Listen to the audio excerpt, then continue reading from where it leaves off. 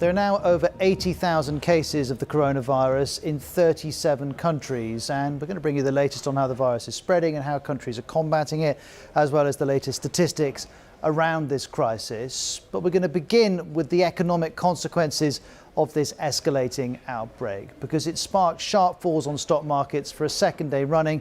The New York Stock Exchange has closed in the last few minutes. These are the pictures coming in and the statistics too. It was trading more than 3% down in the closing minutes.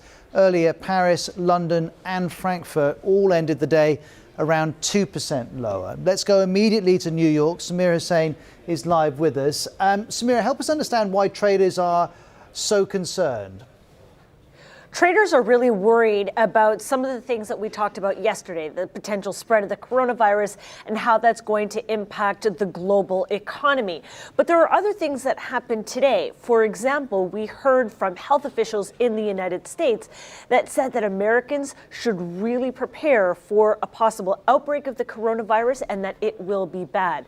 That really sent markets trading a lot lower today.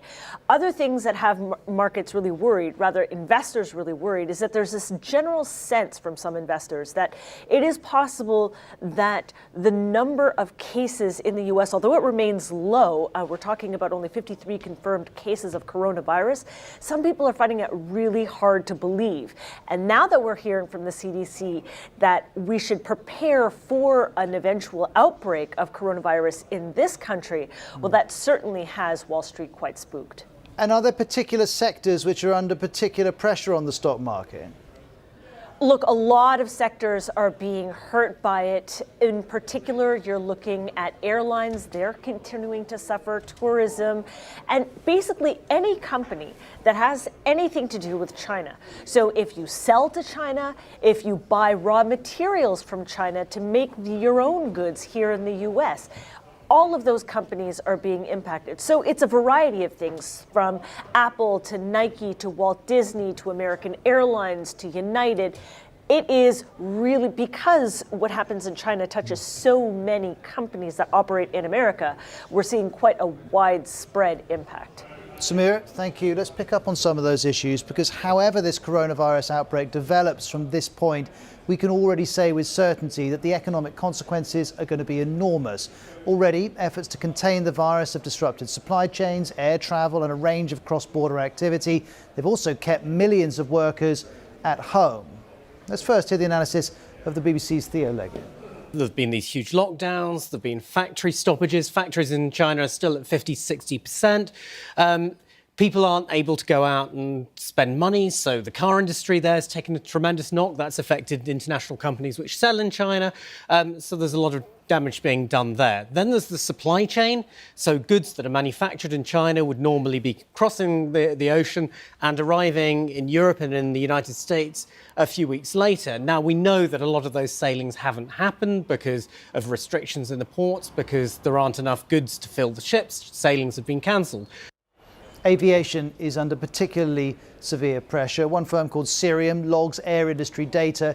It's saying that more than 200,000 flights to and from China have been cancelled since this outbreak began. It's also saying the number of flights scheduled to fly from and within China in February is 80% lower than for the equivalent period last year. 80%. And while China is bearing the brunt of this, this is a global issue. For example, today, Bahrain suspended all flights in and out of Dubai, while passengers and cargo flights from the UAE to Iran have also been cancelled. Let's hear the analysis of Simon Calder from The Independent. Air China, China Southern, China Eastern particularly suffering. But Hong Kong's airline Cathay Pacific is having a terrible time as well in terms of the number of people who no longer wish to transit through Hong Kong, a really important place in the Asia Pacific region. But other airlines, whether from the US, whether from South Asia, Air India, for example, whether from Europe, they are trimming back their Asian operations, particularly into the People's Republic of China, as a result of which the air traffic on some routes has been cancelled completely, on many others cut by up to 80%. One way to assess the possible economic damage created by this virus is to look at the SARS, another deadly virus which emerged in China in 2002. Back then, factories and businesses closed, and it slowed the Chinese economy by 2%. But China's economy and the global economy have changed an awful lot since 2002. Here's a New York Times article saying SARS stung the global economy. The coronavirus is a greater menace. And that's all connected to China's increased economic power. These figures help us understand why. According to the World Bank, China's GDP has increased tenfold between 2002 and last year. It's now worth $13.6 trillion.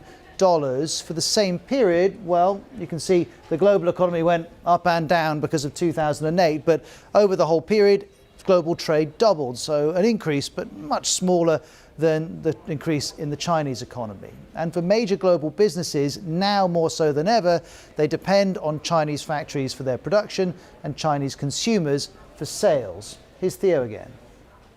Well, China can recover. The question is whether those people who've been burnt by supplies from China being disrupted actually want to be as reliant on China as they are at the moment. China is the workshop of the world. It is a cheap place to get things made. But there are alternatives. The garment industry, for example, people can buy from Bangladesh. So a lot of the companies which have been affected by this will be going, well, you know, this has happened once. Maybe we don't want it to happen again. Maybe we should have alternative supply chains just in case. And that might hit China in the future. As you'd expect, China's government is trying to counter this impact on its economy. According to Chinese state radio, banking and insurance firms have injected over $100 million into the economy. We also know that Reuters has reported that Beijing is planning a rollout of tax cuts to help business.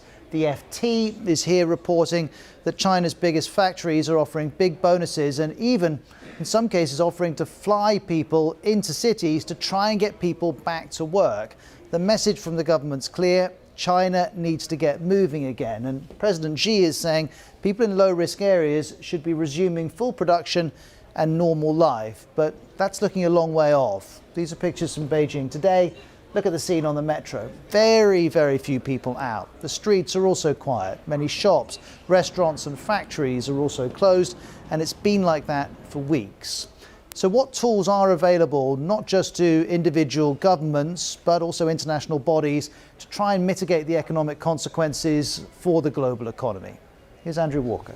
Well, it's not all that amenable to the conventional things that governments can do, governments and central banks, I should say, can do to try and provide some sort of economic stimulus to offset a slowdown in economic growth.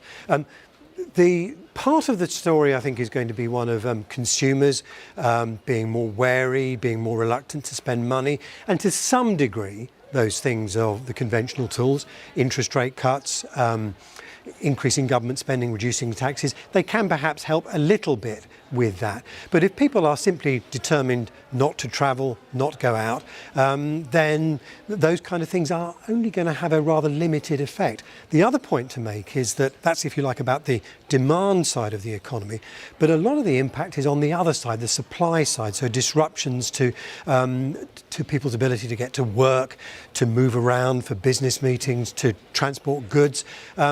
And stimulating demand doesn't help very much with that. And I think the one thing that perhaps governments can do that really can help with this, and the Chinese have already been doing it to some extent, is to provide some short-term lending essentially to companies, because many of them will still have their outgoings. They'll be having to pay their staff, their rent and so forth, but not getting money coming in because they can't produce and sell the goods they normally would.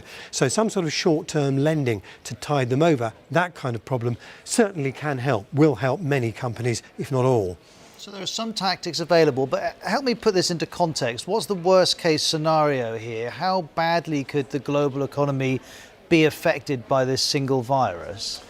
Well, very hard to put some concrete numbers on it, but and we're certainly not at this stage looking at anything that looks likely to constitute a global recession. But I suppose if it really were to spread far enough and have that much disruption to economic activity, it could come to that. But at the moment, I think what most people are thinking in terms of are a substantially slower economic growth in the first quarter, perhaps now the first half of the year, in China, so maybe by 2 percentage points slower than would otherwise have been the case, and a smaller but still not negligible hit to the global economy.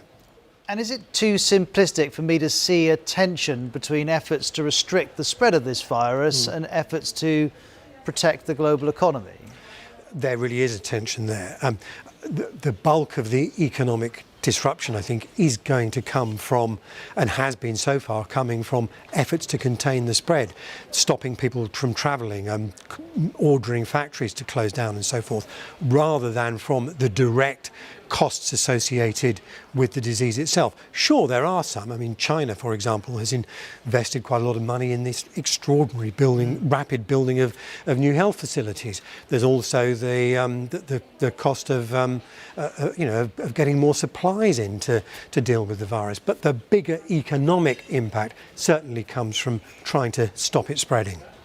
There's much more background on the coronavirus on the BBC News website, and we'll turn back to it in around 18 minutes' time and give you a comprehensive roundup of all of the different developments, with cases developing in Italy, Austria, Tenerife, China, Japan, South Korea, the list goes on. We'll cover all of that in about 15 minutes' time.